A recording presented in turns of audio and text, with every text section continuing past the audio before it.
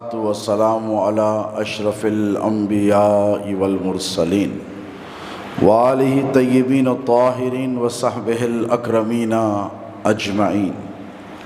أما بعد، قال الله تبارك وتعالى في القرآن المجيد والفرقان الحميد: فأعوذ بالله من الشيطان الرجيم، بسم الله الرحمن الرحيم.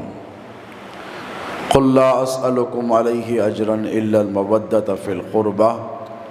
صدق الله مولانا العظيم وبلغنا رسوله الأمين الكريم ونحن على ذلك لمن الشاهدين والشاكرين والحمد لله رب العالمین. خیرہ نہ کر سکا مجھے جلوے دانش فرنگ، سرما ہے میری آنکھ کا خاک مدینہ و نجف. نہ بھول کر بھی تم کسی کی بات کرو، علی کا ذکر کرو اور علی کی بات کرو. فرشتوں کیسے سوال و جواب تربت میں، اب آ گئے ہو تو بیٹھو علی کی بات کرو. معزز و مکرم برادران ملت اسلامیہ، اللہ رب تبارک و تعالی جل مجدہ کا یہ بڑا فضل اور بڑا احسان ہے ہم اہل سنت پر، اہل محبت پر، اہل طریقت اور اہل معرفت پر، کہ اللہ رب تبارک و تعالی نے ہمیں ادب کرنے والوں میں پیدا فرمایا ہے. ادب پہلا قرینہ ہے محبت کے قرینوں میں، اور یہی وہ ادب ہے جس نے آدم کو مسجود ملائکہ بنایا. یہی وہ ادب ہے جس کی وجہ سے اللہ رب تبارک و تعالیٰ نے انسان کی تخلیق سے قبل آدم کی تخلیق کے ساتھ ہی فرشتوں کو عزت اور وقار عطا فرمایا اور ان کو اپنی رضا کا پروانہ بھی عطا کیا. اور ادب کا جو اپوزٹ ہوتا ہے وہ بے ادبی ہوتی ہے. شیطان ملعون نے، عزازیل اور ابلیس نے آدم کا ادب بجا لانے سے انکار کیا. یہاں سجدے سے جو مراد ہے، فَاسْجُدُوا لِآدَمَ فَسَجَدَ إِلَّا إِبْلِيسَ، اللہ نے حکم دیا کہ آدم کو سجدہ کرو تو سب نے سجدہ کیا الا ابلیس ابا واستکبر وکان من الکافرین. ابلیس نے کہنے لگا میں نہیں کروں گا، غرور و تکبر کیا اس نے، اور وہ کافرین میں سے ہوا، رجیم ہوا. اللہ نے اسے لعنتی الی یوم الدین قرار دیا. تو وہ کیا سبب تھا، کیا ریزن تھا کہ عزازیل، جسے ہم عام زبان میں شیطان کہتے ہیں، جو اللہ کے مقرب فرشتوں میں تھا اور اللہ رب تبارک و تعالیٰ کی حمد اور ثنا بیان کرتا تھا، اللہ کے سجدے بجا لاتا تھا، فرشتوں کو توحید کا درس دیتا تھا. ہر آسمان پر اس کا الگ الگ نام رکھا گیا تھا. کسی آسمان پر وہ عابد تھا، کسی آسمان پر وہ زاہد تھا، کسی آسمان پر وہ عالم تھا. لیکن چونکہ اس نے ادب کرنے سے انکار کیا، سجدہ تو وہ اللہ کو کل بھی کرتا تھا، آج بھی کر رہا ہے اور صبح قیامت تک کرتا رہے گا، کیونکہ وہ دربار الہی دیکھ کر آیا ہے. ہم بغیر دیکھے کر رہے. یؤمنون بالغیب، وہ تو قرب کی منزلوں میں رہتا تھا اور ڈائریکٹ اللہ رب تبارک و تعالیٰ کے احکام سنتا تھا، قبول کرتا تھا، فرشتوں کی جماعت کے ساتھ رہا کرتا تھا. لیکن لعنتی ہوا، لعین ہوا، ملعون ہوا، رجیم ہوا، مردود ہوا، شیطان کہلایا، صرف اس لیے کہ اس نے ادب نہیں کیا. سجدے سے انکار بولیے اس نے نہیں کیا تھا. تو یہ اللہ کا ہم پر کتنا بڑا فضل اور کرم ہے کہ اس نے ہمیں ادب کرنے والوں میں پیدا کیا. تو یہی وہ ادب ہے جو اہل سنت و جماعت کی ایک خاص پہچان ہے، اور اسی ادب کی بنیاد پر دنیا بھر میں ہم جانے اور پہچانے جاتے ہیں کہ اہل سنت بڑے مؤدب ہوتے ہیں اور بڑے ادب کرنے والے ہوتے ہیں. ہم کعبے کا بھی ادب کرتے ہیں، قرآن کا بھی ادب کرتے ہیں۔ ہم ان میں سے نہیں ہیں جو مکے کو جائیں، حرم کعبہ میں بیٹھ کر کعبے کی طرف پیر دراز کر کر بیٹھ جائیں۔ آپ نے دیکھا کتنے ایسے مسلمان ہیں جو کعبے کی طرف پیر کر کر بیٹھتے ہیں، لیٹتے ہیں۔ ہم ان میں سے بھی نہیں ہیں۔ اللہ کا یہ فضل و کرم ہے ہم پر کہ ہم قرآن مجید کی تلاوت قرآن کو پیروں پر رکھ کر کرتے ہیں، تصور نہیں کر سکتے۔ ہمارے پاس تو اتنا ادب ہے کہ ہم کتابوں کے ساتھ قرآن کو رکھیں تو اس کو ایسے ہی نہیں رکھتے بلکہ اس کو غلاف میں لپٹ کر رکھتے ہیں تاکہ پتہ چلے کہ یہ عام کتاب نہیں ہے، یہ قرآن مجید ہے، یہ فرقان حمید ہے۔ یہ ادب کے تقاضے ہیں اور یہ ادب کے طریقے ہیں جو ہمارے بزرگوں نے، سلف صالحین نے، اولیاء نے، مشائخ نے، علماء نے اور ہمارے باپ دادا نے ہم کو سکھائے ہیں۔ تو یہ ایسی سعادت ہے جو خاص طور پر اہل سنت و جماعت کو میسر ہوئی ہے۔ اس کے لیے ہم اللہ رب تبارک و تعالیٰ کا جس قدر شکر ادا کرے اتنا کم ہے۔ ادب ایک ایسی شے ہے جو انسان کو نکھار دیتی ہے۔ دوستو، آج جس ہستی والا صفات کا ہم ذکر کرنے کے لیے جمع ہیں اور جس موضوع کو ہم نے آج کے لیے انتخاب کیا ہے وہ ہے فضائل و مناقب امیر المؤمنین سید الواصلین سیدنا علی ابن ابی طالب کرم اللہ وجہہ الکریم و رضی اللہ تعالی عنہ۔ عمومی طور پر ایک مسکنسپشن ہے، ایک مفروضہ خیال ہے لوگوں میں کہ بھئی علی کا ذکر کیوں کیا جائے۔ 1,24,000 کے قریب کم و بیش حجۃ الوداع کے وقت صحابہ کرام تھے، تو اہل سنت ان تمام کا اتنی کثرت سے ذکر نہیں کرتے جتنا مولا علی مشکل کشا کا کرتے ہیں۔ یہی کہہ کر ہمارے نوجوانوں کو، یوتھ کو بھٹکایا جاتا ہے کہ اس ذکر کی ضرورت نہیں۔ دوستو یاد رکھو، اگر علی کے ذکر کی ضرورت نہیں تو کائنات میں پھر کسی کے بھی ذکر کی ضرورت نہیں۔ کسی کا ذکر انسان جب کرتا ہے تو یاد کی بنیاد پر کرتا ہے۔ وہ آپ کے ذہن کے دریچوں میں، سب کانشیس مائنڈ میں وہ شخصیت اثر انداز ہوتی ہے، بولیے انفلوئنس کرتی ہے۔ آپ اس شخصیت سے متاثر ہوتے ہیں، چاہے پازیٹیوٹی میں ہو کہ نیگیٹیوٹی میں ہو، اچھائی میں ہو کہ برائی میں ہو۔ اچھا انسان ہے یاد رہے گا، برا انسان ہے یاد رہے گا۔ اس نے برا سلوک کیا تھا، گالی دی تھی، تکلیف دی تھی، اذیت پہنچائی تھی، پریشان کیا تھا، مجھے نہیں میرے باپ کو کیا تھا، باپ کو نہیں دادا کو کیا تھا، تو اس کی ایک چھوی، ایک امیج آپ کے ذہن میں بن جاتی ہے۔ اچھائی کی کسی نے آپ کو یاد رہ جاتا ہے، اور جو کچھ نہیں کرتا وہ یاد نہیں رہتا۔ آپ اس سے یاد کریں گے جو اچھائی آپ کے ساتھ کیا ہو، اچھا سلوک کیا ہو، یا اس سے یاد رکھیں گے جس نے برا کیا ہو اور جس نے دونوں نہیں کیے؟ بولیے آپ کو یاد رہیں گے؟ وہ نہیں رہیں گے۔ آپ تکلیف پہنچانے والا یاد رہے گا یا پھر راحت پہنچانے والا یاد رہے گا؟ بولیے۔ ٹھیک اسی طرح یہ انسان کی فطرت کے تقاضے ہیں کہ انسان ان کو یاد کرتا ہے جو اس کے ذہن اور دل میں گھر کر جاتے ہیں۔ انسان اس کا ذکر کرتا ہے جس نے اس کے ساتھ اچھا سلوک کیا ہے۔ انسان اس کو یاد کرتا ہے جس کے اس پر احسانات ہوتے ہیں۔ انسان اس کو یاد کرتا ہے جس کے وہ کمالات سے متاثر ہوتا ہے۔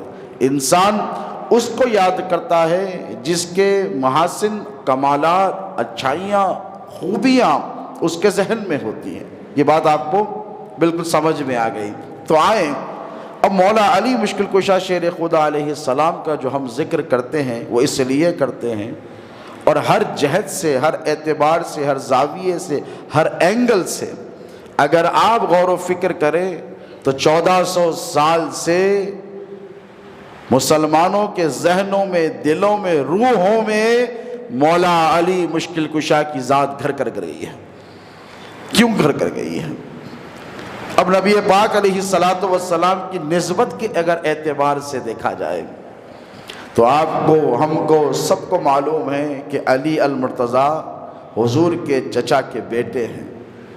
علی المرتضیٰ کو ہم اس لیے یاد کرتے ہیں علیہ السلام کیونکہ وہ رسول اللہ کے بھائی ہیں۔ پھر آگے بڑھے تو بہت سارے بھائی ہوئے جنہوں نے رسول اللہ پر ایمان نہیں لایا، قریش میں ہوئے، مطلبیوں میں ہوئے، ہاشمیوں میں ہوئے، آپ نے ان کو یاد نہیں رکھا۔ علی کا ذکر اس لیے کرتے ہیں کہ علی وہ ذات ہے جو دنیا کی تخلیق سے پہلے اللہ نے جس کے نور کو پیدا کر دیا، اس بنیاد سے یاد کرتے ہیں۔ دیکھیں اب کیوں یاد کرتے ہیں مولا علی کو۔ امام احمد بن حنبل فرماتے ہیں کہ حضرت آدم علیہ السلام کی تخلیق سے، ابھی تو مسجود ملائکہ آدم بنے بھی نہیں ہیں، آدم علیہ السلام کے پیدا کیے جانے سے 14,000 سال پہلے اللہ نے مصطفیٰ اور علی کے نور کو پیدا فرمایا۔ اب ذرا سوچئے آپ، اور یہ کوئی معمولی حدیث نہیں ہے، مستدرک الحاکم کی حدیث ہے جسے علی الصحیحین کہتے ہیں، یعنی امام بخاری اور امام مسلم نے جو حدیثیں، حالانکہ وہ صحیح تھی، حسن تھی، مستند تھی، چھوڑ دی طوالت کی بنیاد پر، لینتھی ہو جائے گی کتاب، تو وہ صحیح حدیثیں جن کو اتھارٹی دی امام بخاری اور مسلم نے، انہیں امام حاکم نے لے لیا اور مستدرک للحاکم اسے قرار دیا گیا۔ بات سمجھ رہے ہیں آپ؟ اس کتاب میں احمد بن حنبل کی روایت سے بیان کرتے ہیں، انہوں نے فرمایا کہ آدم کو ابھی پیدا نہیں کیا گیا تھا، اس سے 14,000 سال پہلے، کتنے؟ کوئی معمولی واقعہ نہیں ہے، 14,000 سال پہلے اللہ نے 2 نور پیدا کیے، ایک کا نام محمد رکھا، دوسرے کا نام علی رکھا۔ تو یہ مولا علی مشکل کشا کی ایک ایسی فضیلت ہے جس میں وہ تنہا ہیں، ہے کوئی شریک اس میں؟ آدمی آدمیت سے ہے، کائنات میں جتنی انسانیت ہے وہ صرف آدم علیہ السلام کے نسبت سے ابھی باوا آدم بھی پیدا نہیں کیے گئے تھے، اللہ نے علی کے نور کو پیدا کر دیا۔ اور اللہ کوئی چیز کو پیدا کرتا ہے تو ایسی نہیں کرتا، ضرورت ہوتی ہے تب کرتا ہے۔ بتائیے اگر ضرورت نہیں ہوتی تو کیوں پیدا کرتا؟ کیا میرے نبی کا نور کافی وافی اور شافی نہیں تھا؟ بالکل تھا، لیکن اللہ رب تبارک و تعالیٰ نے ایک نظام کائنات چلایا۔ سمجھنے کی ضرورت ہے مولا علی کے مقام اور مرتبے کو، اس لیے ضروری ہے کہ ان کی ذات سے تمسک اور نسبت رہے گی تو دنیا اور آخرت میں آپ کامیاب رہیں گے۔ اللہ رب تبارک و تعالیٰ نے 2 نور پیدا فرمائے، ایک کا نام محمد رکھا، ایک کا نام علی رکھا، یہ حدیث کی کتابوں میں ہے۔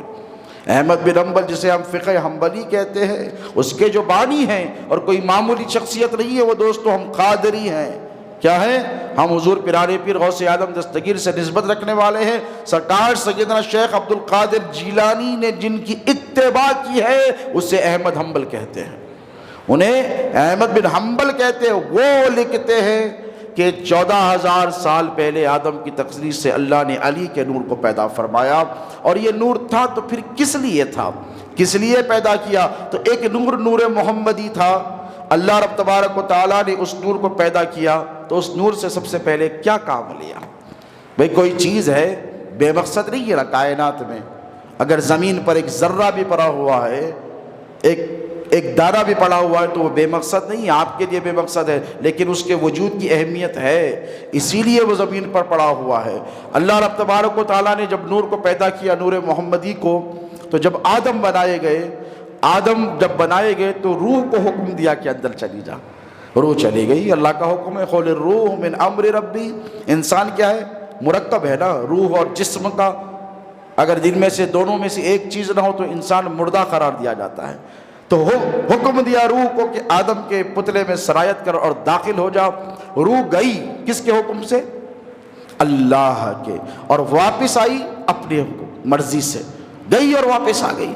اللہ نے کہا کہ میں نے تجھے حکم دیا تھا کہ اندر جا، حکم سے گئی، لیکن کس کے حکم سے باہر آ گئی؟ تو کہنے لگی کہ مولا میں تو گئی تھی تیرے حکم سے اندر، لیکن آدم کے پتلے میں جب گئی تو وحشت ہی وحشت ہے، اندھیرا ہی اندھیرا ہے، بے کلی ہے، بے قراری ہے، مولا میں نہیں رک سکی، باہر نکل گئی۔ اب اللہ نے کیا کیا بتایا آپ کو، حدیث اٹھا کر پڑھے، اللہ نے نور محمدی کو حکم دیا کہ اے نور محمدی آدم کے پتلے میں جلوگر ہو جا۔ نور محمدی آدم کے پتلے میں جب داخل ہوا، حدیث میں آتا ہے اللہ نے پھر حکم دیا روح کو چلی جا۔ اب جب گئی تو گئی آتی نہیں پلٹ کر۔ اللہ نے کہا پہلے گئی تو آ گئی تھی، اب گئی تو آتی نہیں۔ تو روح نے کہا کہ مولا پہلے گئی تھی تو اندھیرا تھا، اب آئی ہوں تو اجالا ہی اجالا ہے۔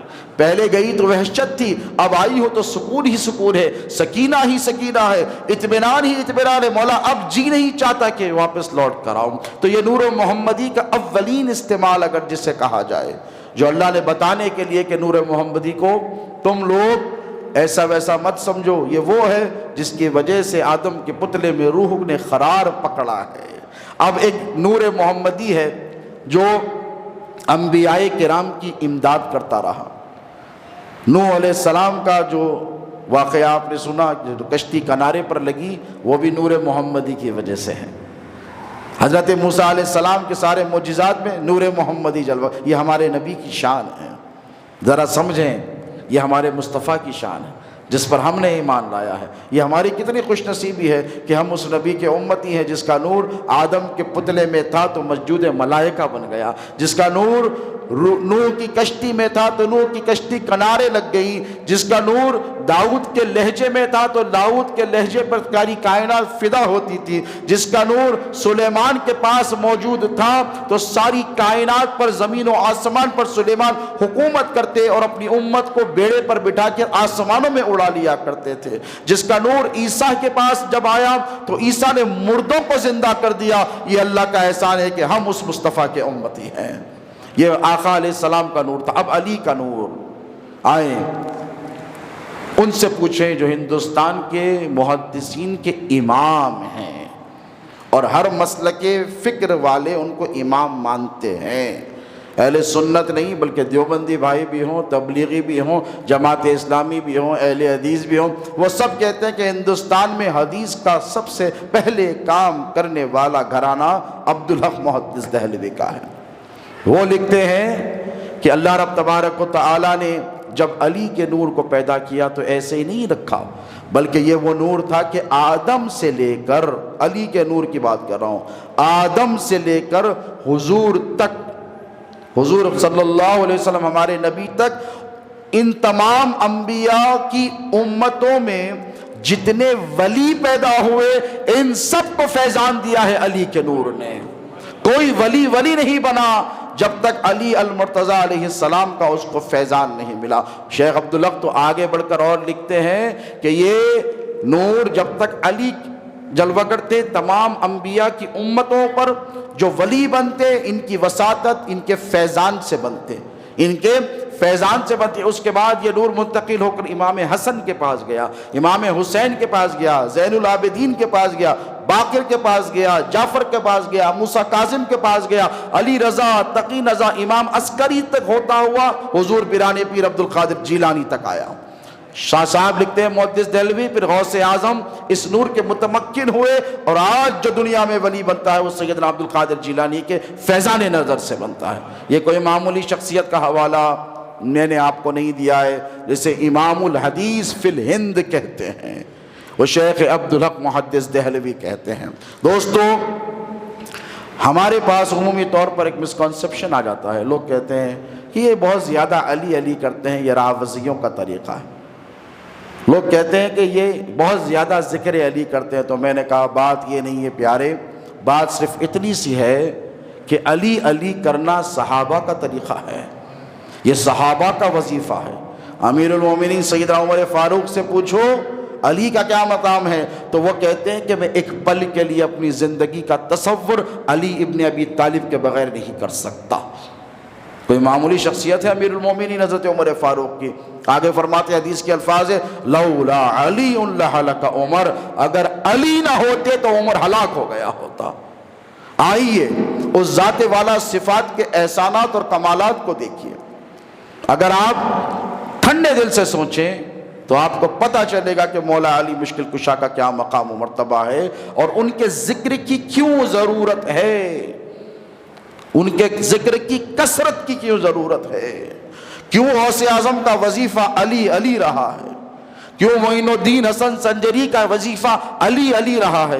کیوں بندہ نواز علی علی کرتے تھے؟ نظام الدین محبوب الہی علی علی پکارا کرتے تھے۔ قطب الدین بختیار کاکی کا نعرہ علی علی تھا۔ بابا فرید علی علی کرتے تھے۔ بابا شرف الدین علی علی کہا کرتے تھے۔ سرکار موسیٰ قادری علی علی کرتے تھے۔ حضرات یوسفین کی بارگاہ میں جاؤ، علی علی کی صدائیں آپ کو نظر آئیں گی، سنائی دیں گی۔ کیوں کرتے تھے؟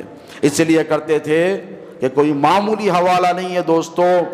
آج لوگ اہل سنت میں تفرقہ کرنے کی کوشش کرتے ہیں اور کہتے ہیں کہ ان کا بھی ذکر کرو، ان کا بھی ذکر کرو۔ ہم نے کہا ہم سب کا ذکر کریں گے، ہم اہل سنت ہے۔ ہم امیر المومنین سید ابو بکر صدیق رضی اللہ تعالی عنہ کا بھی ذکر کریں گے، حضرت عمر فاروق کا بھی کریں گے، حضرت عثمان کا بھی کریں گے۔ تمام صحابہ کا نام لیں گے، ادب سے لیں گے، احترام سے لیں گے، ان کے احسانات کے سامنے اپنی گردنوں کو خم کر دیں گے۔ لیکن سنو، علی کا ذکر اس لیے ضروری ہے کہ کائنات عالم میں ایک واحد ذات ہے امیر المومنین سیدنا علی کی، کہ ام المومنین سیدہ عائشہ صدیقہ رضی اللہ تعالی عنہا فرما رہی ہیں۔ اور کس سے فرما رہی ہیں؟ امیر المومنین یار غار رفیق غار رسول سیدنا ابو بکر صدیق سے فرما رہی ہیں۔ اپنے بابا سے کہہ رہی ہیں کہ بابا، رب کعبہ کی قسم، میں نے میرے مصطفیٰ کو یہ فرماتے ہوئے سنا ہے کہ ذکر علی عبادت، علی کا ذکر کرنا عبادت ہے۔ فرمانے والی ام المومنین، سننے والے امیر المومنین۔ تو ذرا سوچو، ام المومنین عائشہ صدیقہ مسلمانوں کی ماں ہیں، علی المرتضیٰ کی بھی ماں ہے کہ نہیں؟ وہ فرما رہی ہیں کہ بابا، علی کا ذکر کرنا عبادت ہے۔ کیا ہے؟ بولیے، علی کا ذکر کرنا عبادت ہے۔ اسی لیے اہل سنت و جماعت مولا علی مشکل کشا کے ذکر سے اپنی زبانوں کو تر رکھتے ہیں۔ آؤ دوستو، کس جہت سے دیکھو گے علی کی ذات کو، کس زاویے سے دیکھو گے علی کی ذات کو، جس اینگل سے دیکھو گے علی کی ذات پرفیکٹ نظر آئے گی۔ اللہ رب تبارک و تعالیٰ نے مولا علی مشکل کشا کو اپنے محبوب پاک علیہ الصلاۃ والسلام کے لیے خاص طور پر منتخب فرمایا ہے، ہر زاویے سے، ہر اینگل سے۔ دیکھیے، عمومی طور پر ہندوستان میں کئی مکاتب فکر کے لوگ ہیں کہ نہیں؟ اہل سنت کے علاوہ مسلمانوں کی صفوں میں بہت ایسے لوگ ہیں۔ اب جب 13 رجب آتا ہے اور ہم سیدنا علی علیہ السلام کے ذکر مبارکہ کی محفلوں کو منعقد کرتے ہیں، یہاں پر علیہ السلام پر بھی لوگوں کو اعتراض ہو جاتا ہے۔ آج کل کے مولویوں کو تو میں نے کہا، بیٹا تم نے بخاری نہیں پڑھی؟ اصح الکتاب بعد کتاب اللہ کہتے ہو کہ سب سے بہترین کتاب قرآن کے بعد بخاری ہے۔ بخاری کے ہر باب میں جہاں جہاں پر سیدنا علی کا ذکر آیا ہے، امام بخاری نے علیہ السلام لکھا ہے۔ یہ امام بخاری کا طریقہ ہے، یہ ہمارا طریقہ نہیں ہے۔ سنیے، سیدنا علی المرتضیٰ علیہ السلام کی ذات، ان کا ذکر، ان کے محاسن، ان کا کمالات بیان کرنا کیوں ضروری ہے؟ اس لیے ضروری ہے کہ ہر فرقے میں، جتنے مسلمانوں میں فرقے پائے جاتے ہیں، دیوبندی ہوں کہ تبلیغی ہوں، ان کے مدرسے ہیں، دیوبند ہے، ندوہ ہے کہ نہیں؟ اب ان کے مدرسوں میں، میں اعتراضاً نہیں کہہ رہا ہوں بلکہ سمجھانے کے لیے اگزامپل دے رہا ہوں، اور میں کسی کی مخالفت نہیں کرتا۔ ہاں، جب عقیدے کی بات آئے گی تو ہم ڈٹ کر بولیں گے، جو غلط ہے وہ غلط ہے، جو صحیح ہے وہ صحیح ہے۔ جب حضور کی ناموس کی بات آئے گی اور کوئی حضور کی توہین کرے گا تو ہم نہیں دیکھیں گے کہ ہمارا باپ ہے کہ بیٹا ہے کہ مولانا ہے، ہم کہیں گے غلط ہے تو غلط ہے۔ وہ الگ تفصیلات ہے، پھر اس پر کبھی گفتگو رہے گی انشاءاللہ۔ ہر مکتب فکر کا ایک بانی ہوتا ہے، ایک فاؤنڈر ہوتا ہے کہ نہیں؟ بتائیے، دیوبند ہو کہ ندوہ ہو کہ کوئی بھی مدرسہ لے لیجیے آپ، کہ جامع نظامیہ ہو، امام انوار اللہ فاروقی رحمہ اللہ کا عرس کیا جاتا ہے، ان کا ذکر کیا جاتا ہے۔ تو ہم نے پوچھا کیوں یاد بنا رہے ہو؟ تمہارے پاس تو یاد کا کوئی تصور نہیں نا، کیوں کر رہے ہو؟ تو کہنے لگے، نہیں حضرت، اس لیے کہ یہ ہمارے دارالعلوم کے جامعہ کے فاؤنڈر تھے۔ تو میں نے کہا اس سے کیا ہوا؟ تو کہنے لگے، اتنی بڑی جامعہ انہوں نے بنائی جہاں سے ہزاروں حفاظ نکلے، جہاں سے ہزاروں علماء پیدا ہوئے، ان کا یہ بہت بڑا احسان ہے امت پر، ان مدرسے والوں پر کم سے کم جو ان کے مدرسے کے فارغین ہیں، جو یہاں سے عالم بن کر نکلے، مفتی بن کر نکلے، قاضی بن کر نکلے، حافظ بن کر نکلے، اسلام کی ترویج اور تبلیغ کا انہوں نے کام دیا، تو یہ سارے جو نکلے ان کی فیکٹری کے ہیں، ان کے مدرسے کے ہیں، اسی لیے ہم ہمارا فاؤنڈرز ڈے مناتے ہیں۔ تو میں نے کہا بنیاد کیا ہے؟ بنیاد علم ہے، علم ہے نا، قرآن علم ہے۔ دیکھو علم کی مسلمانوں کے پاس کتنی اہمیت ہے، جتنی کسی مذہب میں نہیں ہے دوستو۔ اگر آپ کے پاس علم نہ ہونا تو آپ 2 رکعت نماز نہیں پڑھ سکتے۔ پڑھ سکتے ہیں؟ بچہ 7 برس کا ہوتا ہے تو ماں بتاتی ہے یا باپ بتاتا ہے کہ بیٹا ٹوائلٹ کو جا کر ایسے ہی نہیں آتے، طہارت کر کر آتے ہیں، اور طہارت کرنے کا طریقہ بتاتے ہیں کہ نہیں بتاتے؟ پیشاب جسم پر نہیں لگنا چاہیے۔ جب بچہ چھوٹا ہو ڈائپر یا پھالی بندی جاتی ہے، اسے نہیں بتایا جاتا ہے کہ تمہیں پیشاب سے مسئلہ ہو رہا ہے، ماں کا کام ہے کہ صاف کر دے۔ تھوڑا بڑا ہو جاتا ہے، علم کا آغاز ہو جاتا ہے، اسے بتایا جاتا ہے دیکھو بیٹے تم ایسے نہیں آؤ گے، طہارت کر کر آؤ گے۔ اماں طہارت کا طریقہ کیا ہے؟ ابا طہارت کا طریقہ کیا ہے؟ بیٹا طہارت کا طریقہ ہے۔ باہر یہ نکل کر سیدھا آ گیا، کھانے پر بیٹھ گیا، ہاتھ پکڑ لیں گے، ٹوائلٹ سے آ کے کھانا سیدھا کھائے گا۔ اب علم کا آغاز ہو رہا ہے، اسے بتایا جاتا ہے کہ ہاتھ دھو کر آؤ، وضو کر کر آؤ۔ نماز اگر گندے کپڑوں میں پڑھے، ناپاکی کی حالت میں، ماں باپ کہیں گے، استاد کہے گا نہیں بیٹا تمہیں پاک کپڑے پہن کر نماز پڑھنی پڑے گی۔ وضو کرنے کا طریقہ علم ہے، کیا ہے بولی؟ کلی کرنا کیا ہے؟ یہ علم ہے تو پتہ ہے نا آپ کو۔ ہاتھ دھونا، چہرہ دھونا، پیر دھونا، یہ ساری چیزیں کیا ہے؟ علم ہے۔ اس کے بعد بچہ تھوڑا بڑا ہوا، نماز کے لیے مسجد میں آیا تو اس کے علم کا آغاز ہو گیا۔ استاد سے کہا جائے گا مولوی صاحب کو بلا کر سورہ فاتحہ یاد دلا دیجئے، ضم سورہ یاد دلا دیجئے، مسنون دعائیں یاد دلا دیجئے۔ یہ علم ہے۔ علم مسلمان کے لیے اتنا ضروری ہے، کسی اور مذہب میں ضروری نہیں ہے۔ بت پرستوں کے لیے علم ضروری نہیں ہے، وہ تو جائے گا سر ماتھا ٹیک کر آ جائے گا، وہ تو جائے گا ناریل پھوڑ کر آ جائے گا۔ عیسائیوں کے لیے علم ضروری نہیں ہے، یہودیوں کے لیے علم ضروری نہیں ہے، آگ کے پرستانوں کے لیے علم ضروری نہیں ہے، وہ تو جائے گا آگ کی پوجا کر کر آ جائے گا۔ لیکن جو مسلمان ہے اس کے لیے علم اتنا ضروری ہے کہ 2 رکعت نماز وہ بغیر علم کے پڑھ سکتا ہے؟ نہیں پڑھ سکتا۔ اب علم کے حوالے سے لوگوں کی اہمیت ہے، علم کے حوالے سے لوگوں کی عزت ہے، علم کے حوالے سے لوگوں کی اہمیت ہے۔ کسی مدرسے کا یا دارالعلوم کا اگر کوئی فاؤنڈر ہو تو وہ کہتے کہ انہوں نے علم دیا ہے، اسی لیے ہم ان کے فاؤنڈر ڈے کو یاد کرتے ہیں، ان کے احسانات کو یاد کرتے ہیں۔ تو ذرا سوچو مسلمانوں، کائنات ہست و بود میں مصطفیٰ جان رحمت کے بعد مصطفیٰ کی امت کا جو سب سے بڑا عالم ہے اسے علی ابن ابی طالب کہتے ہیں۔ سب سے بڑے عالم 13 رجب کو علم کے حوالے سے ہی صحیح کم سے کم علی المرتضیٰ کا تم ذکر کر لیا کرو۔ کیوں؟ اس لیے مولا کا علم کا معاملہ یہ ہے کہ حضور نے ارشاد فرمایا، حدیث ہے نا، انکار نہیں کر سکیں گے، کیا فرمایا؟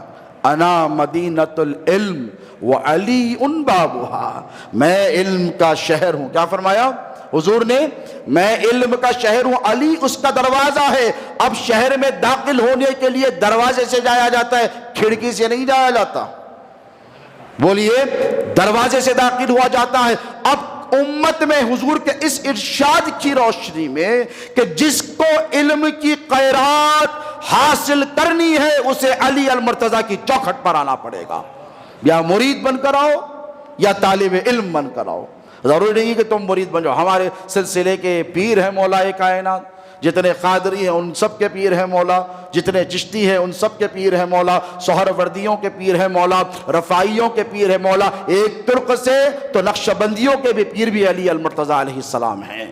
تو علم کے حوالے سے آؤ نوجوانوں، مولا علی کے علم کی بات کرتے ہیں۔ مولا علی مشکل کشا، شیر خدا علیہ السلام کا حضرت عبداللہ ابن عباس کوئی معمولی صحابی نہیں ہیں، خود صحابی ہیں، صحابی کے بیٹے ہیں، سید المفسرین ہیں۔ سب سے پہلے انہوں نے قرآن کی تفسیر کا آغاز فرمایا، تفسیر قرآن بالقرآن جنہوں نے کیا۔ ان سے کسی نے پوچھا کہ علی کے علم کے بارے میں آپ کیا کہتے ہیں؟ وہ یہ کہتے ہیں کہ اگر میں سورہ فاتحہ کی تفسیر کروں تو 70 اونٹ لاد دوں، صرف ایک سورہ فاتحہ کی۔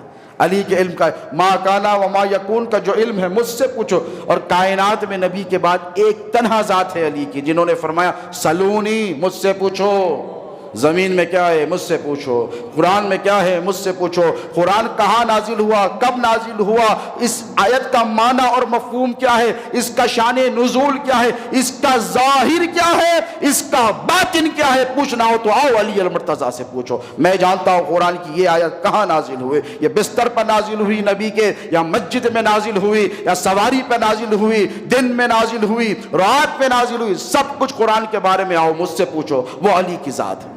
حضرت عبداللہ ابن عباس سے کسی نے پوچھا علی کا علم کیسا، تو حضرت عبداللہ ابن عباس رضی اللہ عنہما نے فرمایا کہ دیکھو آسان مثال دیتا ہوں کہ اللہ کا علم کیا کہتے ہو، تو کہا اللہ کے علم کے سامنے کیا بات کی جائے، تو جو کچھ ہے اسی کا ہے، تو فرمایا کہ اللہ کے علم کے سامنے رسول اللہ کا علم جو ہے عطائی ہے، اللہ کا ذاتی ہے، رسول اللہ کو اللہ نے عطا فرمایا ہے، تو فرمایا اللہ کے علم کے سامنے حضور کا علم ایسے جیسے 7 سمندروں کے سامنے چند قطرات پانی کے۔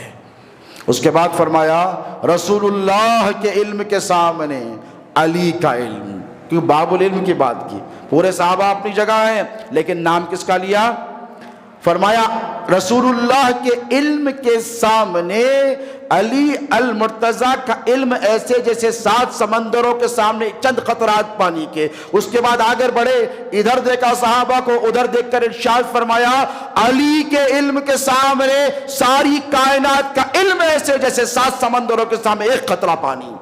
یہ ہے علی المرتضیٰ کی ذات۔ اگر تم مرید نہیں ہو، علی نہیں کر سکتے، نبی کی امت کے سب سے بڑے عالم کا احترام تو کرو گے نا۔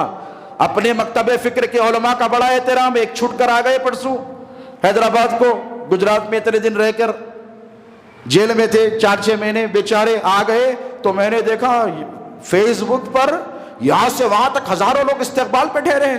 میں نے بولا بھائی یہ کیا کر رہے ہو، یہ کاہے کا جلوس ہے، تو کہنے لگے یہ ہمارے مولانا ہیں۔ تو میں نے کہا مولانا ہے تو کیوں، تو کہا علم والے ہیں۔ میں نے کہا واہ، اپنے مکتب فکر کے عالم کی اتنی عزت، اور روئے زمین پر جو اللہ کے رسول کی امت کا سب سے بڑا عالم ہو اس کا ذکر نہیں، اس کی یاد میں ٹہرنا نہیں، ان کی یاد میں کوئی محفل مجلس منعقد نہیں کرنی، یہ سب تمہارے دل کا میل ہے، اسے نکالو، یہ منافقت ہے۔ حضرت ابو سعید خدری رضی اللہ تعالیٰ عنہ فرماتے، کوئی معمولی صحابی نہیں ہے، کبھی تفصیل آئے گی تو ان کا ذکر کریں گے، وہ فرماتے ہیں کہ ہم اگر کسی محفل میں جاتے اور جا کر بیٹھ جاتے، کیسے پتا چلے اپنا کون پرایا کون، تھرمومیٹر تو ہے ہی نہیں، اسکینر تو ہے ہی نہیں، دل کا حال کون جانے گا بھائی، MRI کراؤ گے تو ہڈیوں کے اندر کیا ہے پتا چل جائے گا، رگوں میں کیا ہے معلوم ہو جائے گا، لیکن کوئی ایسا اسکینر ہے جس کے ذریعے پتا چلے کہ انسان کے دل میں کیا ہے؟ سائنس نے آج تک کوئی ایسا آلہ بنایا ہی نہیں ہے، آج تک نہیں بنایا۔ ابو سعید خدری رضی اللہ تعالیٰ عنہ جن سے بے شمار احادیث مرویات ہیں، جن سے وہ کہتے ہیں کہ ہم کسی محفل میں جاتے اور پتہ کرنا ہوتا کہ اپنا کون ہے، پرایا کون ہے، مومن کون ہے، منافق کون ہے، تو صحابی رسول فرماتے ہیں کہ رسول اللہ نے ہم کو پیمانہ دیا، ہم وہاں بیٹھ کر علی کا ذکر چھیڑ دیتے ہیں، ہم بیٹھے بیٹھے آؤٹ آف کانٹیکسٹ، ضرورت نہیں ہوتی لیکن علی کا ذکر چھیڑتے، علی کے کمالات بیان کرتے، اگر کسی کا چہرہ کھل جاتا، وہ خوش ہو جاتا تو ہم سمجھتے یہ مومن ہے، اور اگر کسی کا چہرہ مرجھا جاتا تو ہم فیصلہ کر لیتے یہ منافق ہے، اور کہتے ہمیں اس سے کوئی واسطہ نہیں، ہمیں اس سے کوئی کام نہیں کرنا۔ یہ صحابہ کا طریقہ ہے دوستو، یہ صحابہ کا طریقہ، یہ صرف درگاہی نظام والوں کا یا چادر گھاگر کرنے والوں کا نہیں ہے جسے عمومی طور پر ہمیں کہا جاتا ہے، یہ صحابہ کا طریقہ ہے کہ منافق اور مومن میں فرق کرنا ہو تو علی المرتضیٰ کا نام لیا جاتا تھا۔ یہ علم کے حوالے سے میں نے آپ سے بات کی۔ مولا علی مشکل کشا بالاتفاق اس امت کے بولو سب سے بڑے عالم کا نام ہے، کیا ہے بولو، سب سے بڑے عالم کا نام ہے، جو باب العلم ہے اس کا نام علی المرتضیٰ ہے۔ تو اس اعتبار سے نوجوانوں کو چاہیے کہ علم کی خیرات چاہیے تو علی المرتضیٰ کی چوکھٹ تک آنا پڑے گا۔ اب آؤ شجاعت کی بات کرتے ہیں، کہاں کہاں کس کس موضوع پر حیدر کرار کی ہم گفتگو کریں گے۔ آج جو دلوں میں کمزوریاں پیدا ہو گئی ہیں نا، جو کمزوریاں پیدا ہو گئی ہیں، کیوں؟ اسی لیے کہ ہم نے سمجھا کہ علی علی کرنا یہ راوزیوں کا طریقہ ہے، اسی لیے ہم کمزور پڑ رہے ہیں۔ لیکن جب تک ہم علی علی کرتے تھے نا، ہم میں صلاح الدین ایوبی جیسے جانباز پیدا ہوا کرتے تھے، نور الدین زنگی جیسے لوگ پیدا ہوتے تھے، جو فاتح بیت المقدس ہیں، وہ بھی علی علی کرنے والے تھے، ان کو پتا تھا کہ علی کی عظمت کا کام کیا ہے، علی کی شجاعتوں کا مقام کیا۔ ایک واقعہ آپ کی سماعتوں کے حوالے کروں گا۔ مولا کا نام کیا ہے؟ علی المرتضیٰ۔ لقب کیا ہے؟ اسد اللہ۔ اور ایک لقب کیا ہے؟ حیدر کرار۔ بولو کیا ہے؟ حیدر کرار۔ بولتے ہیں کہ نہیں؟ حیدر کسے کہتے ہیں پتا ہے؟ حیدر شیر کو کہتے ہیں، اور کرار پلٹ پلٹ کر وار کرنے والے کو کہتے ہیں۔ ایک وار میں ڈر کر بھاگ جانے والے کو کرار نہیں کہتے، ایک وار اگر ناکام ہو جائے تو پلٹ کر پھر وار جو کرے، اور کس کے لیے کرے؟ اپنی ذات کے لیے نہیں، اللہ کے لیے کرے، اپنی ذات کے لیے نہیں۔ آپ لڑائی جھگڑا کریں گے، واہ میرا بیٹا کرار کے ویسا ہے، بولا کس سے لڑ رہا ہے بھائی؟ مسلمان بھائی سے لڑ رہا ہے؟ نہیں، کافر سے لڑے، اللہ کے دین کی سربلندی کے لیے لڑے۔ مولا علی مشکل کشا نے ایک ہاتھ میں 40 گز اونچا 40 گز چوڑا، 40 گز کتنے ہوتے معلوم؟ جمیل بھائی کتنے 40 گز ہے وہاں تک؟ ہاں تقریباً 40 گز، یہاں سے وہاں تک، یہ اس کے اوپر تک، یہ بھی 40 گز نہیں ہوں گے۔ دیکھیے جمیل بھائی انجینئر ہے ماشاءاللہ، پوچھئے آپ۔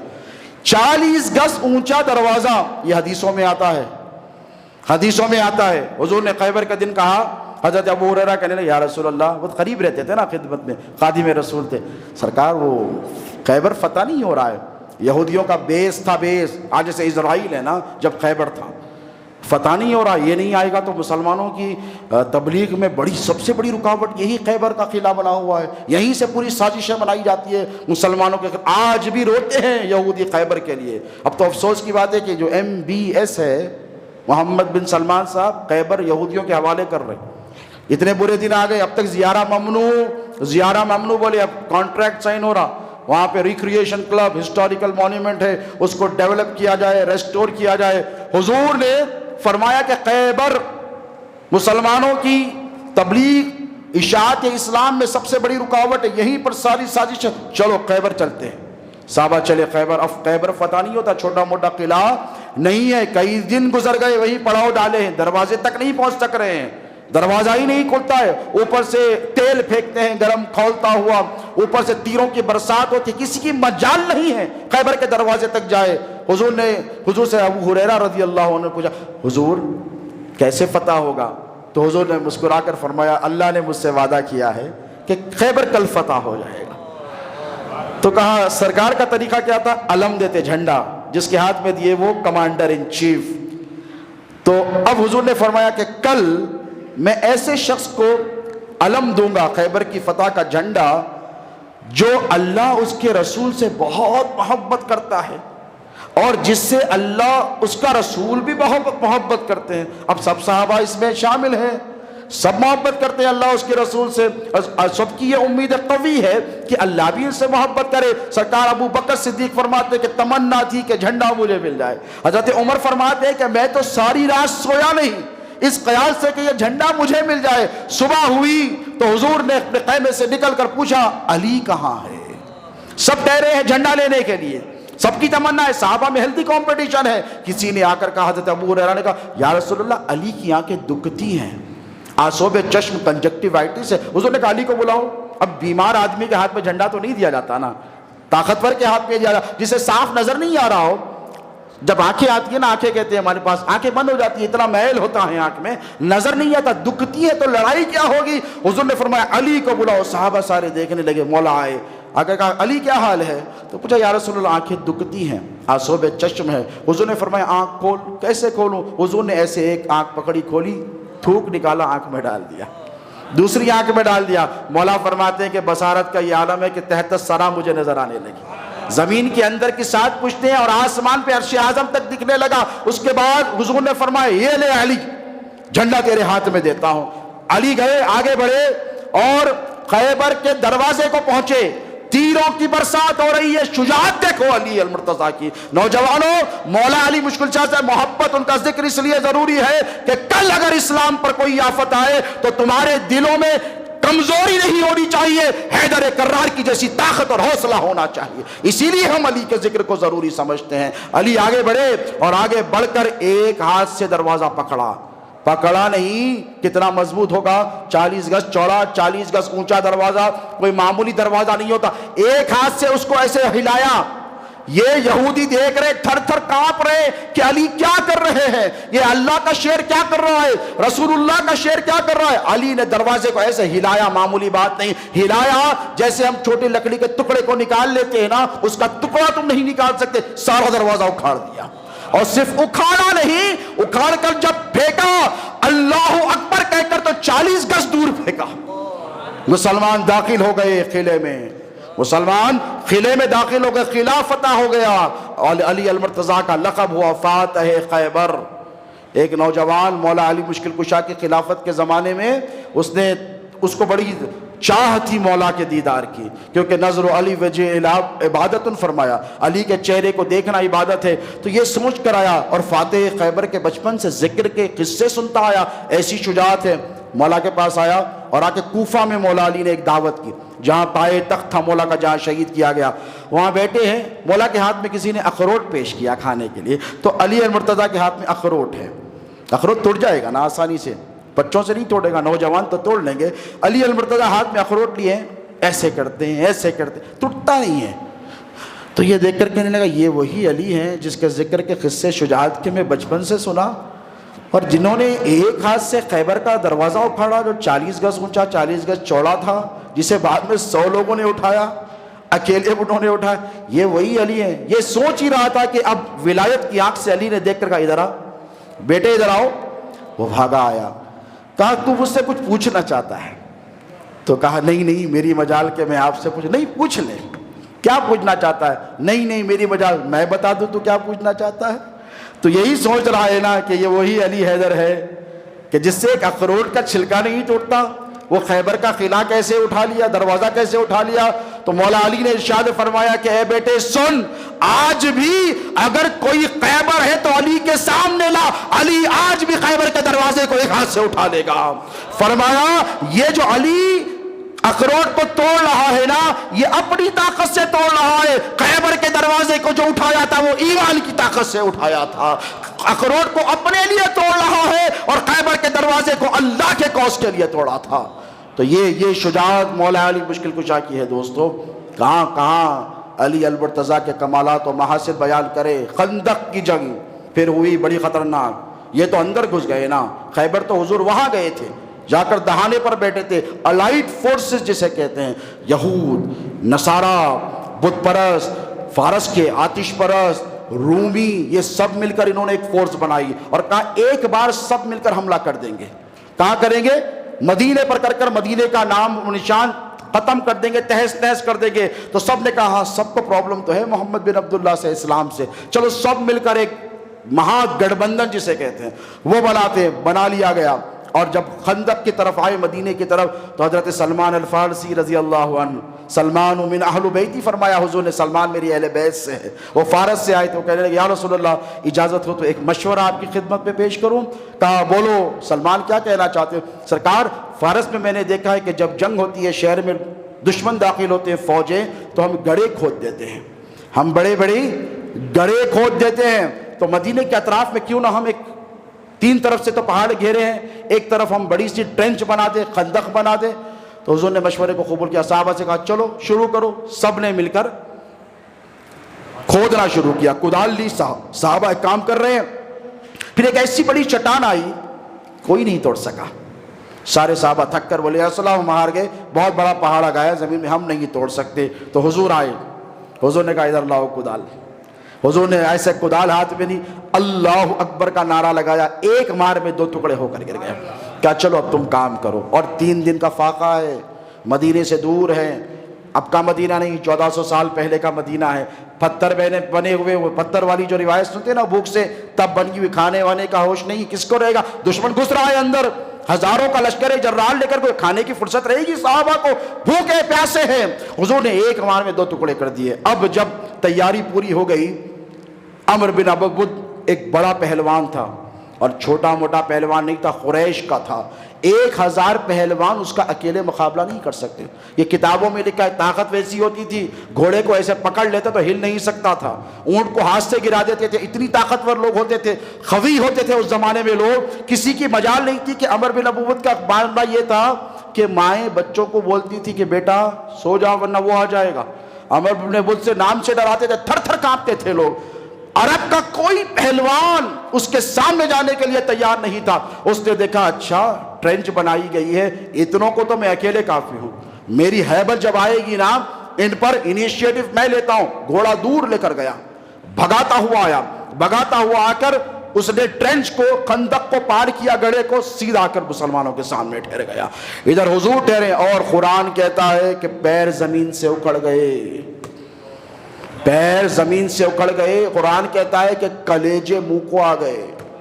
عمر ابن ودود جب آیا تو کانپنے لگے، جسے مرحب کہتے ہیں، جنگجو تھا، کانپنے لگے تھر تھر. اور آ کر اس نے چیلنج کیا، ہے تم میں کوئی جو مجھ سے مقابلہ کرے؟ اتنی فوج تو چھوڑو، اکیلے مجھ سے مقابلہ کر کے بتاؤ. جب اس کی آواز چیرتی ہوئی مسلمانوں کے لشکر سے اس کونے سے اس کونے تک گئی، اس کے بعد جواب تو آنا چاہیے تھا. سناٹا. لوگ اتنے پریشان ہوئے، اللہ فرماتا کلیجے ان کے دل منہ کو آ گئے. سناٹا، ایک سے ایک ہے لیکن کسی نے جواب نہیں دیا. سب سے پہلے علی المرتضیٰ اٹھے. 21 سال کی عمر ہے مولا کی، 21 ایئرز کے جوان ہے. وہاں پہ 40 کے بھی ہے، 50 کے بھی، جنگوں کی مہارت رکھنے والے. علی المرتضیٰ اٹھ کر کہنے، یا رسول اللہ روحی فدا کا انا لہو، میں اس کے لیے جاؤں گا. اب حضور نے علی کو دیکھا تو حضور کے پاس تو انالائسس ہے نا کہ کتنا تجربہ علی کو ہے. پھر ایسے ایسے میرے پاس مجاہدین ہیں، جنگجو ہیں جو علی سے زیادہ تجربہ رکھتے ہیں. اور علی کو تو حضور نے اپنی بیٹی فاطمہ کے لیے پسند کر کے رکھا ہے، اور حضور کو پتا ہے میری نسل اس سے چلنے والی ہے. تو حضور نے کہا نہیں علی تم بیٹھ جاؤ. کیا کہا؟ تم بیٹھ جاؤ. پھر اس نے رزق پڑھا، ہے کسی کی ماں نے دودھ پلایا جو مجھ سے مقابلہ کرے؟ کوئی نہیں. خاموشی، سناٹا. پھر علی المرتضیٰ حدیث کی کتابوں میں لکھا ہے کہ قصہ کہانی نہیں سنا رہا ہوں. مولا علی پھر اٹھے، کہا یا رسول اللہ میں. حضور نے کہا نہیں علی ابھی تم نہیں، یہ بہت خطرناک ہے. یہ مرحب ہے، عمر ابن ودود ہے، یہ عرب کا سب سے بڑا پہلوان ہے، اس کی ضرب کا کوئی مقابلہ نہیں کر سکتا. نہیں تم بیٹھ جاؤ. بیٹھ گئے. تیسری مرتبہ جب اس نے پھر چیلنج کیا مسلمانوں کو، پھر علی اٹھے. اٹھ کے بعد جب حضور نے کہا بیٹھو تو علی نے کیا کہا؟ یا رسول اللہ اب نہیں بیٹھوں گا، اب تو یا تو ماروں گا یا مروں گا. اب بات اسلام کی آئی ہے، بات اسلام کی عزت اور وقار کی آئی ہے. یا رسول اللہ اب میں رکنے والا نہیں. تو حضور نے علی مرتضیٰ کو سینے سے لگایا، سر پر ہاتھ رکھا، امامہ بانا، اپنی تلوار ہاتھ پہ حوالے کی اور کہا علی جا مقابلہ کر کرا. اب صحابہ نے منظر دیکھا، علی المرتضیٰ ہیں، عمر ابن ودود ہے جو مرحب کے نام سے جانا جاتا تھا. اب جب علی آئے تو ڈھاٹا باندھ کر آئے، اس لیے کہ ڈسٹ چلے جاتی تھی منہ اور ناک میں، تو ایسا ڈھاٹا باندھ لیا جاتا تھا کپڑے کا. تو پوچھا کون؟ تو کہا علی ابن ابی طالب. تو کہا تیرا میرا کیا مقابلہ، بچہ ہے تو میرے سامنے، میں تجھ سے مقابلہ نہیں کرتا، کوئی برابر کا بھیج. تو علی نے فرمایا میں تو آیا ہوں تجھ سے مقابلہ کرنے کے لیے. تو کہا تو میرے دوست، میرے بھائی کا بیٹا ہے، میں تجھے نہیں مارتا، میں تجھے قتل کرنا پسند نہیں کرتا. علی نے فرمایا میں تجھے قتل کرنا پسند کرتا ہوں، میں تیرے جسم کے ٹکڑے کر دوں. سن، سمیتنی امی حیدرا، میری ماں نے میرا نام حیدر رکھا ہے، میں حیدر کرار ہوں. پلٹ پلٹ کے بعد اس کو غصہ آیا، آگے بڑھا. آگے بڑھ کر اب یہ منظر دیکھ رہے ہیں. اب جب گھماسان ہوئی تو صحابہ فرماتے ہیں، قرآن کہتا ہے کہ اتنی گرد اٹھی. وہ زاریات کا سورہ پڑھے پتا چلے گا کہ صحابہ کو نظر نہیں آیا کیا ہوا. پہلا وار اس نے کیا، اور جنگ کا اصول ہے جو پہلا وار کرے وہ کامیاب ہو جائے. مرب نے جب پہلا وار کیا تو مولا علی مشکل کشا نے ڈھال سامنے رکھی، اور اس کے وار کا یہ عالم رہتا کہ ڈھال بھی ٹوٹتی، انسان بھی ٹکڑے ہو جاتا. اتنی زور سے وار کرتا تھا کہ ڈھال مجال نہیں کی روک پڑے. ڈھال ٹوٹی، علی کا کاندھا زخمی ہوا. یہ منظر صحابہ دیکھے اور خوف زدہ ہو گئے. ادھر رسول اللہ کے دل پر کیا گزر رہی ہوگی ذرا سوچے آپ. 21 سال کے نوجوان علی المرتضیٰ ہیں. اس کے بعد جیسے شیر ہوتا ہے نا، اس پر ایک بار حملہ ہو تو وہ پلٹ پلٹ کر غصے سے حملہ کرتا ہے. اب یہ حیدر کرار ہے، اسد اللہ ہے، اسد اللہ الغالب ہے، الغالب علی الکل الغالب ہے. مولا مشکل کشا اتنی تیزی سے آگے بڑھے کہ ہر طرف صرف گرد ہی گرد ہے، غبار ہی غبار ہے، کسی کو کچھ نظر نہیں آتا. بہت دیر تک یہ منظر چلتا رہا، آنکھوں کے سامنے دھند ہے، منظر نظر نہیں آتا. بہت دیر کے بعد ایک نعرہ بلند ہوا، اللہ اکبر، اللہ اکبر. تو صحابہ کی زبانوں سے چیخیں نکلی، یا رسول اللہ مبارک ہو، علی نے مرحب کو قتل کر دیا ہے. جب گرد چھٹی تو منظر دیکھنے والے حیران ہوئے، علی نے ایک وار کیا، صرف ایک نہیں، دسوں نہیں، ایک وار سے تلواروں کی آوازیں آ رہی تھی، ایک وار علی کا ایسا پڑا، ڈھال تو ڈھال، عمر ابن وود مرحب جسے کہتے دو ٹکڑوں میں کٹ کر ایک ٹکڑا ادھر گرا ایک ٹکڑا ادھر گرا ہوا ہے۔ یہ شجاعت ہے حیدر کرار کی دوستو۔ حضور نے کیا فرمایا پتہ ہے؟ جب آئے علی المرتضیٰ واپس، مسلمان ادھر نعرے تکبیر کی صدائیں بلند کر رہے ہیں، حضور نے فرمایا رب کعبہ کی عزت کی قسم، خندق میں علی کا ایک وار میری امت کے تمام اعمال پر بھاری پڑ گیا۔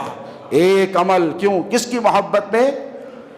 اللہ کی محبت میں۔ تو اپنے اولادوں کو علی المرتضیٰ کی شجاعتوں کے قصے سناؤ، اس لیے سناؤ کہ 13 رجب آ رہا ہے، اور میں نے جیسے آپ کو کہا کہ ہر شخص اپنے اپنے فاؤنڈرز کا دن مناتا ہے، علم کی بنیاد پر منانا ہو تو آؤ باب العلم کا دن مناؤ، شجاعتوں کا درس دینا ہے نوجوانوں کو تو علی کے قصے سناؤ، سخاوت جس کی ایسی کہ نماز میں ہو تو انگشتری خیرات کر دے، قرآن کی آیت نازل ہو جائے۔ حضرت عبداللہ ابن عباس فرماتے ہیں، قرآن پڑھتے ہیں نا آپ لوگ؟ نہیں پڑھتے تو پڑھیں، یا ایھا الذین آمنو جہاں جہاں آیا ہے نا، آمنو سے مراد علی ابن ابی طالب کی ذات ہے۔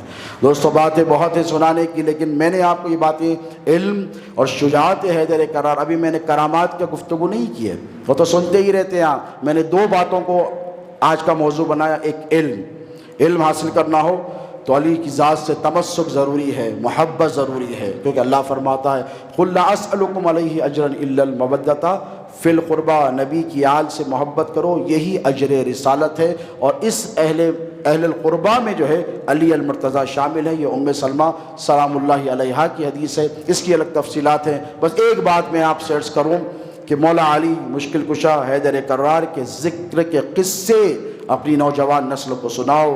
اگر علم کا شوق نہیں، علم والا بنے گا، اگر کمزور ہے بہادر بنے گا، اگر بخیل ہے سخی بنے گا، گناہگار ہے نیک بنے گا۔ اللہ سے دعا ہے کہ مولا ہمیں حیدر کرار صاحب ذوالفقار علیہ السلام کی سچی پکی اٹوٹ مستحکم غلامی عطا فرمائے، اور ہماری نوجوان نسل کو حیدر کرار کا جوش ولولہ اور جذبہ عطا فرمائے، وہ بہادری عطا فرمائے جو شیر خدا کے پاس تھی، وہ علم عطا فرمائے، وہ علم کی سیکھ ہمیں عطا فرمائے جو مولا علی مشکل کشا امت مسلمہ کے لیے چھوڑ گئے۔ وما علینا الا البلاغ المبین۔